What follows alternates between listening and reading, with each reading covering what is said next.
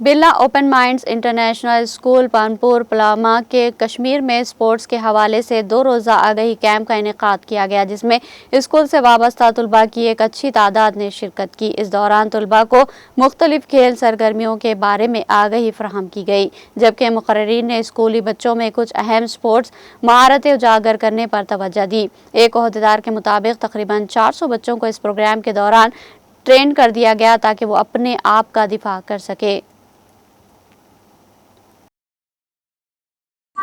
Hello everyone, मैं हाइका सजाद हूँ और मैं आज बिरला ओपन माइंड से रिपोर्ट कर रही हूँ।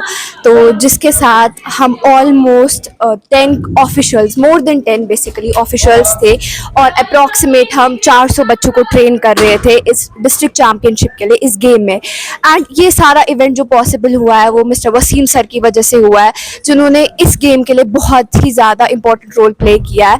And we are really thankful to him and I am really proud of him.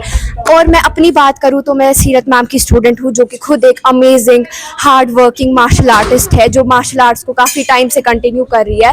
And वो मेरे लिए एक इंस्पिरेशन है, जिन्होंने मुझे गाइड किया, जिन्होंने मुझे इंस्पायर किया, मोटिवेट किया मार्शल आर्ट्स के लिए।